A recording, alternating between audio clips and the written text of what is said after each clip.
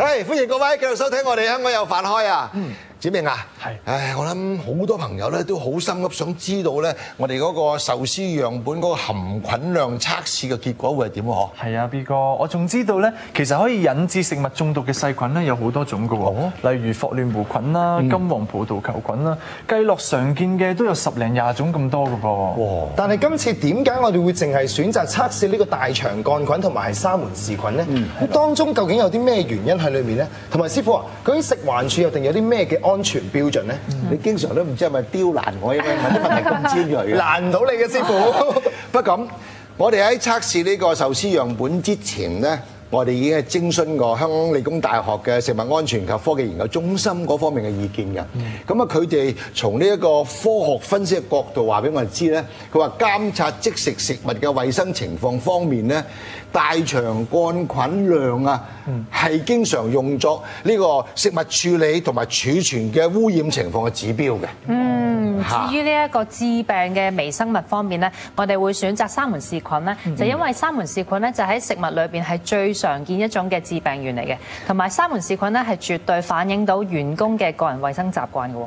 我聽見沙門氏菌我都驚㗎。咁啊，根據呢個食環署嘅標準咧，就話每一克嘅食物係唔可以含有超過100粒嘅大腸桿菌嘅，同埋係唔可以有任何啲咁多嘅沙門氏菌嘅。如果係發現有沙門氏菌1粒半粒嘅話咧，都已經係代表呢個食物咧個含菌量係超標㗎啦。咁其實咧，大家都已經好心急啦，好想知道有關今次呢一個壽司含菌量嘅測試結果係點樣啦。咁我哋不如先嚟睇一睇百佳同埋惠康兩間超級市場嘅測試結果先啦。好。經過一輪嚴格嘅化驗同分析之後，終於有結果啦。首先係惠康所售賣嘅壽司，3款壽司全部都冇發現有大腸桿菌同沙門氏菌，結果令人滿意。係5間店鋪之中壽司最乾淨，可以安全食用。而喺百佳方面，三文魚同帶子壽司樣本都同樣驗唔到有大腸桿菌，而鰻魚壽司只係每克含有10粒大腸桿菌，屬於安全程度。而3款壽司樣本亦都驗唔到有沙門氏菌。總括嚟講，百佳嘅樣本表現合格。總結翻今次壽司測試嘅結果咧，我哋發現到咧喺3間嘅超市入邊咧，其中一間咧嘅超市咧，我哋發現到咧有大腸桿菌嘅超標嘅情況。而喺嗰2間壽司嘅專門店入邊咧，我哋發現到咧2間咧都有超標嘅情況出現。兩間超級市場嘅壽司樣本咧都係冇發現含菌量超標嘅，咁啊即係話樣本合格啦，可以安全食用㗎。咁至於其餘3間咧就有驗出有樣本含菌量超標噃。喂，小想問問你，乜到底用生嘅食材去做嗰啲樣本嘅壽司嗰個含菌量高啲啊，抑或用熟嘅食材做嘅係高啲咧？今次輪到師傅嚟考我啦。嗱，不過根據我嘅常識啦，如果熟嘅食物喺烹調嘅過程裡面咧，就會經過高溫嘅處理㗎。咁好多細菌咧，其實都已經係殺死咗㗎啦喎。咁但係生嘅食材咧，其實佢就冇經過呢一個高溫處理啦。咁所以相對地，佢受到細菌嘅感染嘅機會率咧係高好多㗎。咁所以我認為，如果用呢個生嘅食材做壽司嘅話咧，佢嘅含菌量一定係高過熟㗎。師傅，我咁樣推論啱唔啱咧？合情合理合邏輯啦，係嘛？至於話結果係咪如你所講一樣咧，就要睇嗰節知啦。嗱，咁啊，吉之島、板長、元氣佢哋嗰個壽司嘅樣本嘅含菌量是否超標咧？由邊一間係超標又比較嚴重啲咧？我哋而家馬上公開。至於其餘3間店鋪都有壽司樣本驗出含菌量超標，而為咗令到今次嘅測試更為準確，負責化驗嘅陳博士決定再到3間店鋪隨機收集壽司樣本，進行一次更深入嘅化驗。每個壽司樣本咧，我哋會再進行一個獨立嘅測試。咁每一個測試咧都會重複3次，希望令到個結果咧正確無誤。喺8月4號，我哋嘅製作人員聯同理工大學嘅研究員一齊再去3間店鋪同一分店收集壽司樣本。經過反覆化驗之後，3間店鋪依然有樣本發現含菌量超標。喺吉之島收集嘅樣本，由於再次去收集樣本嘅當日冇出售帶子壽司，所以只係化驗咗三文魚壽司同埋鰻魚壽司。而結果係分別係每克含有17粒同埋7粒大腸桿菌，並冇超標。但係兩個壽司樣本同時驗到含有沙門氏菌，已經超出咗食環署所定嘅標準。之後就輪到比較受市民歡迎嘅兩間壽司連鎖店嘅化驗結果啦。喺元氣壽司隨機抽取嘅3個壽司樣本當中，帶子壽司化驗到每克含有93粒大腸桿菌，而三文魚壽司同鰻魚壽司嘅樣本就分別驗出每克含有440粒同1977粒大腸桿菌，分別超標4.4倍同19.7倍。至於沙門氏菌測試方面，3款壽司都呈陰性反應，並冇含有沙門氏菌。最後係板長壽司嘅壽司樣本啦，當中只有鰻魚壽司樣本合格，分別每克驗出有57粒大腸桿菌，同埋冇驗出有沙門氏菌。但係其餘2個壽司樣本都驗出含菌量超標。三文魚壽司樣本就驗出每克含有1270粒大腸桿菌，超標12.7倍；而帶子壽司嘅樣本就每克含有1220粒大腸桿菌，超標12.2倍。而2個樣本都同時驗出含有沙門氏菌，係5間店鋪當中壽司樣本含菌量最高嘅一間。喺今次壽司測試嘅結果裏邊咧，我哋發現到咧有啲壽司嘅樣本咧有含菌量超標嘅情況出現。咁主要咧可能咧就係因為有3大嘅原因。第一個可能係貨源嘅問題啦，啲壽司嘅食材運到嚟嘅店鋪之前咧，可能都已經受到感染啦。第二個原因咧就係可能咧處理啲食物咧就處理得唔好啦，例如啲員工咧去完洗手間就冇洗手啦，啲嘢咧就冇擺放得好啦，冇擺落雪櫃。第3個可能性咧，就係可能咧啲生同埋熟嘅食物咧就冇分開處理，咁呢個咧都會導致到有食物交叉感染嘅情況出現。咁喺呢個情況底下咧，就會導致到食物嘅含菌量超標嘅情況出現啦。而市民食咗含菌量超標嘅壽司，可能會令健康出現問題㗎。大腸桿菌咧，一般嚟講咧就即係對人體又冇害，但係最近咧都發覺有啲大腸桿菌咧嗰個毒性都幾重嚇，譬如歐洲。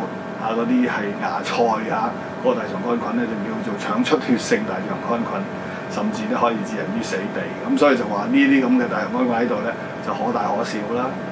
咁啊大腸桿菌咧亦都係反映糞便污染嘅程度，糞便除咗有大腸桿菌之外咧，亦都有其他菌啦譬如話啲沙門氏菌咁樣。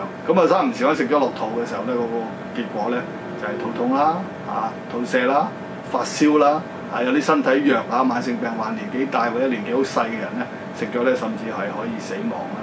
咁所以壽司鋪個衞生就好重要嘅。咦，師傅得出呢個結果，我哋有冇聯絡翻呢3間嘅店鋪咧？有啊，當然有啦。嗱，呢3間店鋪咧有呢個壽司樣本咧被發現嘅呢個含菌量係超標啊嘛，咁啊情況令人關注嘅。咁所以我哋就即刻聯絡佢哋，咁啊希望知道佢哋對呢個測試結果嘅回應係點啊嘛。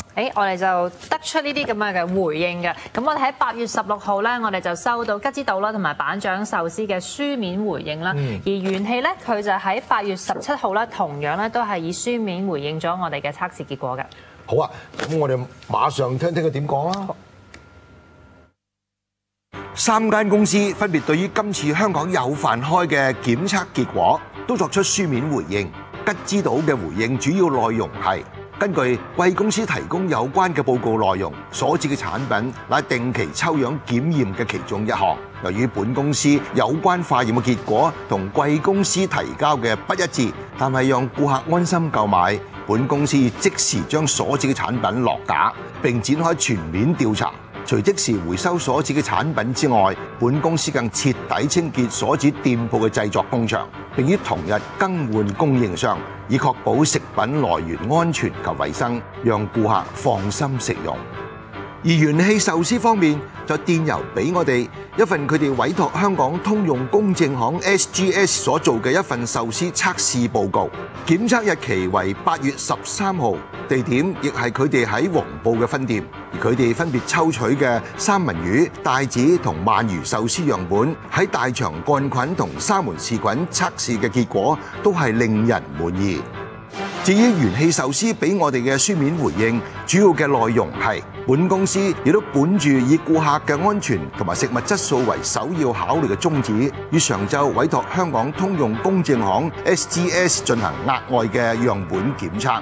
根據 SGS 嘅專業測試報告顯示，所有樣本都對大腸桿菌測試呈陰性反應，因此本公司對貴節目所公佈嘅樣本測試報告嘅代表性有所保留。本公司一直以顧客嘅安全同食物質素為首要考慮因素，並將繼續堅守宗旨，竭盡所能，以及定期進行專業樣本檢測，以確保食物符合食物安全標準，讓顧客可安心享用。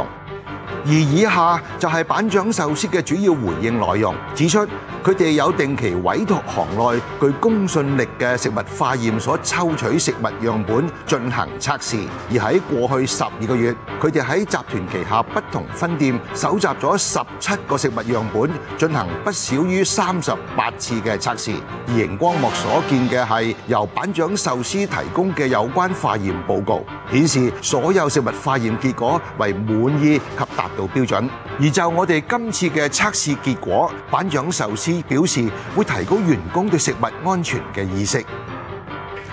嗱，各位，我哋今次對呢個壽司樣本進行測試嘅目的呢，只係希望提高市民同埋業界對食品安全嘅意識嘅啫，並非係針對任何嘅機構嘅。咁而每一次嘅科學測試咧，亦都有佢嘅局限性㗎嘛，係講得好啱啊，何必師傅。咁其實我哋今次咧，只係去咗5間公司嘅其中一間分店去採集呢一個壽司樣本啦。而樣本嘅數量咧，亦都係有限嘅，所以今次嘅測試結果咧，並唔完全可以反映到咧5間公司嘅整體衛生狀況㗎。不過今次咧，我哋嘅測試其實係仲未完嘅喎。咁事關咧，因為好多時候啊，大家購買咗呢一個壽司翻屋企咧，就唔係即刻食㗎。咁如果擺得太耐嘅話咧，咁細菌滋生嘅風險咧，其實相對係會提高嘅喎。冇錯啊。其實仲有好多香港人中意食嘅回轉壽司咧，呢啲壽司如果暴露喺空氣同埋室溫時間長嘅話，會唔會又增加咗細菌滋生嘅機會呢？所以聽晚我哋嘅測試咧，就係將壽司樣本放喺室溫嗰度3個鐘頭之後，再進行一次含菌量測試。咁聽晚咧就會同大家公開呢個詳細結果㗎啦。冇錯啦，嗱，我哋聽晚咧仲會請嚟一班專家，深入咁探討一下壽司含菌嘅可能性嘅。各位千祈要留意咯喎！嗱，聽晚8點，我哋同各位繼續香港有飯開。壽司含菌量測試結果繼續大公開。壽司擺放3個鐘頭之後，究竟含菌量會飆升幾多呢？究竟乜原因會導致壽司增加染菌機會呢？而壽司點樣保存先至最安全呢？聽晚香港有飯開，繼續同觀眾跟進壽司含菌量測試。